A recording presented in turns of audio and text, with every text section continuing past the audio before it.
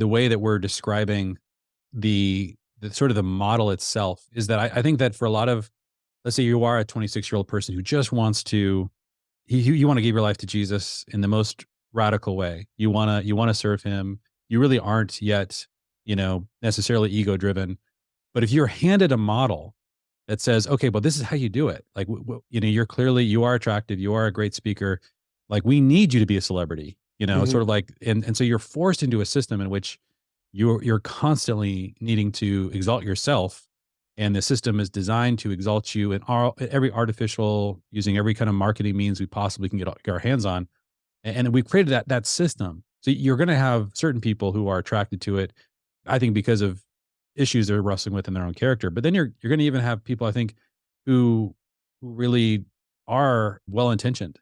And Oh, this yeah. is this is where the disciple making, this is why I'm trying to understand this contrast, because I think that part of what creates an elder is that you have primarily focused on the small things, and you've seen those small things grow exponentially because of the faithfulness of what you've had to build into the lives and character of those. Because part of what you're wrestling with, especially at that really slow speed when you're a father, you're a parent, you're working with your children, and you desperately want to see in them character, and you've got 18, 20, 25 years that you're slowly developing that character.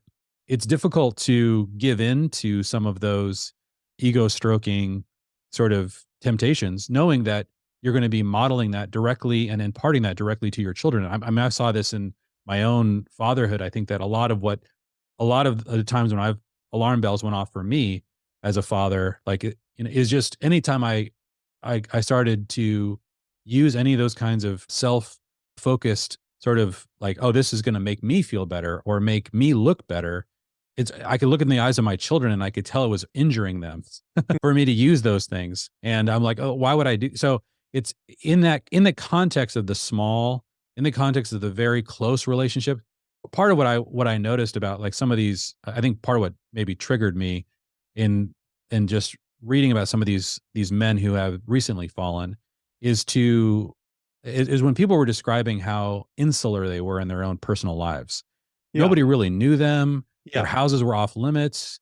There was, and so you're propping up this person. They look great on video, or they look great on a stage, and they're not. They've really left the path of having close, intimate relationships with small groups of people, and then seeing if that character formation is going to transmit to another generation and to another generation, and to see, oh man, I'm seeding into these people, some of the same character flaws that I haven't really fully dealt with in my own life. And then you go back and you repent and work through that. And so when you see this pattern, it seems odd to me that we're not pointing it out, that we're not pointing out that when you create a system where someone's rewarded for being very insular with their privacy, Yeah. and they've said, I'm sorry, guys, you have to understand, I'm in a place as a celebrity. I mean, you know what it's like to be me and have people, know my name and like interrupt me on the street. And so you just got to let me, nobody can come over to my house. Nobody can really know what's going on. Nobody can watch my relation with my kids and my wife. I'm past that. I've been past that for decades. I'm like, how could that not cause problems? How could that, Paul Absolutely. never got there. Jesus never got there. It was the opposite. Jesus and Yes. Paul, as well known as they were, their lives were very transparent to the people that were directly following them. Yes. That seems like it's at the root of this. This is what I'm trying to understand. Yeah. I think that if you find yourself in this position, you've got to find yourself a crew they can't benefit from you in any way. And you're just a peer with all of these people. Sometimes to try to be around people for whom there are no stars in their eyes for you, and you're a leader in your field, whether that's a religious field or an author or whatever, you might have to go find other people who are leaders in their field. And just, I've got to collect other leaders to be around. And then I just have to get gut naked honest about what my life is like. And we have to be able to confess sins, actual sins. Yeah. A sin like, I kind of got an ego stroke over a compliment that I received yesterday. I just want to tell somebody that you might pray for me, because I could feel my flesh rising up as a result of that thing. And you and I have been in situations where you confess a sin to a young guy, and there are still stars in his eyes. He's like, "Well, that man, that's okay. No problem, man." I'm thinking, okay, that wasn't helpful. I need to be with somebody who's not impressed with me. Right. I tell you my story, and then you go, that is offensive to God, and you're forgiven, and let me pray for you." Like, great. Deal with me like a person. So it is absolute necessity that you would be not impressive, just a total peer with some people. And Let me as you say, if Yeah. you're a 27-year-old that somebody wants to exalt as a senior leader, you'll never have that in your world. Yeah. Do you feel like, Stephen, and this is a question I've really wrestled with. Is the model to gather around you peers or fathers? In other words, like I wonder if the point was always generational, and Mm, that when you have a father over you, they are almost like underimpressed with you. Peers, you can still snow in some way, or there's still yeah. a pecking order. But I think one of the things that one of the things I'm being really wrestling with about kind of the peer culture that we have about friendships, and it seems like in scripture there was such a value for the kind of intergenerational connections between people. And if I had to pick between having a father or fathers in my life that were not impressed with me, and who saw me as not just equal but as literally under, like, oh, Jeremy, that's so nice. I remember when I was 50 and I struggled with that. I Yeah. find that very helpful. Is that I an think you're right. alternative? Okay. I changed my vote. I'll vote for fathers as well. Okay. One of the things that came to mind in thinking about this subject is the phrase from Romans 13 is that everyone must be in subjection to authorities. Yes. And when you find yourself a celebrity in any situation, you are not subject to authorities in your little world, whatever that little world is. Yeah. And you must find a place to make yourself subject to authorities, or you are in grave danger. Red lights blinking on your dashboard. Yes. Yeah. Yeah, that process of understanding, okay, we need to experience what it's like to submit when we disagree. We need to experience what it's like to know that platform could be taken away from us at any point if we're abusing it, or if we think we're stewarding it properly, but those we've trusted that have more experience and wisdom than we do are are are concerned and feel like, hey, you Yeah. got to take a break from this. This is not healthy. But I think what I yeah, what I the equation that I'm really, really troubled by is the equation that would suggest that to make a kingdom impact, we need to make celebrities. Oh yeah. That's the thing that I'm really taking issue with. I really think that 95% of Christians today in the West, 95% of you guys listening to this right now are currently funding and currently following a system that is based on that. And I'm telling you guys, do not be shocked if that is propping up people to fail, and that you don't have to be doing that. That's not the only system. There are systems that are really built around really knowing people, about making disciples, and the fruit is through multiplication and not Mhm. through celebrity. That's what I'm Yeah. saying. Those are opposed to each other as systems. And that doesn't mean, to Stephen's point, that multiplication isn't going to result in being well known, or having to endure the challenges of celebrity. It's not dependent on that. It's not like you could there's a way that you could remain obscure and hidden in a multiplication culture. Now, you not maybe you shouldn't. Maybe you should let people know who you are. That's okay. Again, it's that grandfather should do his best to be known by those 1,500 descendants. But that grandfather, what he built is actually not dependent on his level of celebrity status. Right. As the systems we're building, we build them from the ground up to be dependent on those things. And then Right. you are attracting men and women into these systems that are at very vulnerable seasons of their life, submitting to a system that is going to incite in them these really challenging character flaws that are often going to create this dual life. And I think I don't know what your thoughts are about this, but what I find always so troubling when this stuff comes out is when you find out about a Christian celebrity who's fallen, and then you start to hear the story about how long they lived a double life. And then you Mm. actually go back into, wait a minute, how many sermons did they preach while they were in this adulterous relationship? Yes. How many times did they stand on a stage?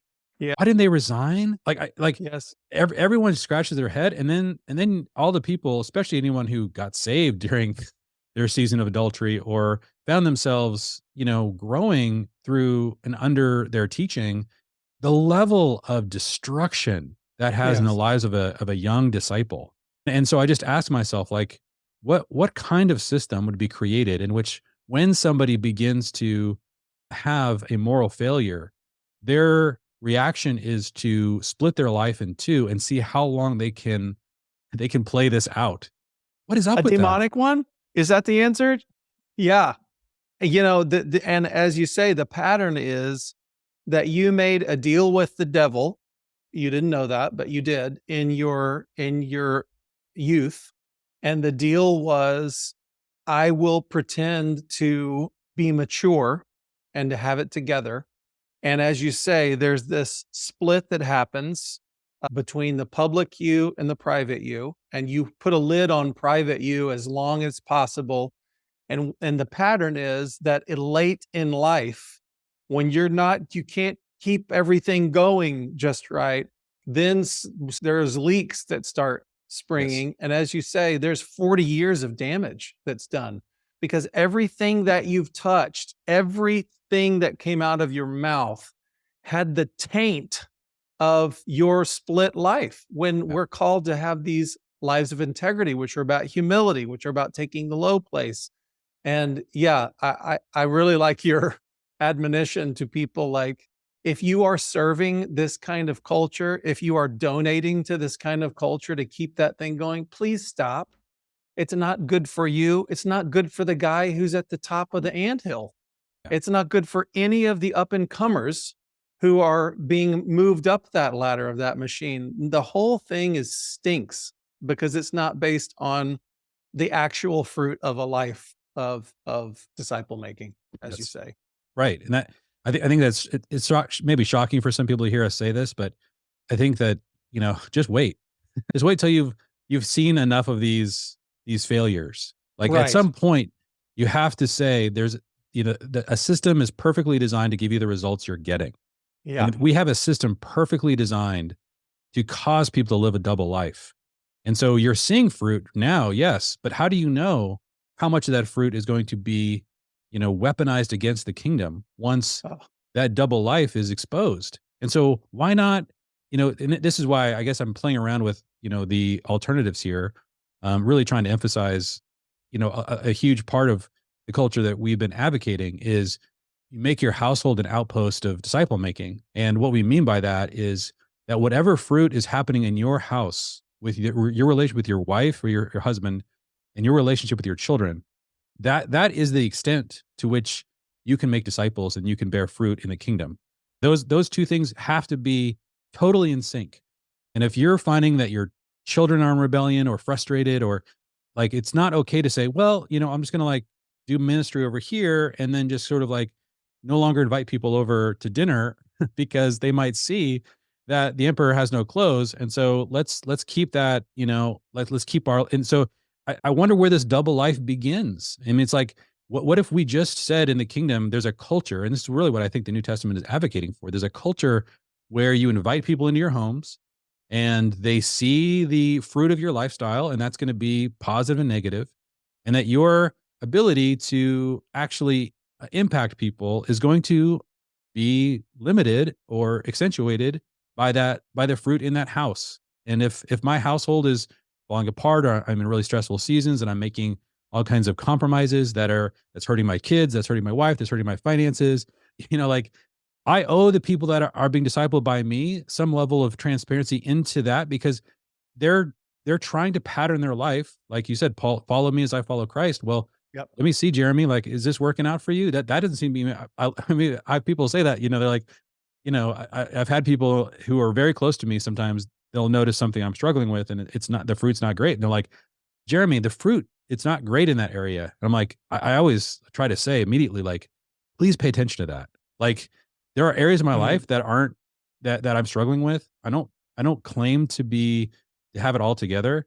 What I want to do is live a transparent enough life so that you can see the positive and negative, and that you Yes. can decide what to follow, knowing Yeah. that it's always going to be mixed, but it's always going to be one. It can't be two things. I can't like, Yes. but I get on a stage and you have no idea what I'm doing at home. You have no Yes. idea what my kids are struggling through. You have no idea Yes. if my wife is at home just angry with me all the time and thinking, rolling her eyes, like, can't believe these people are still like, believe this, like, it's like you got to live one life.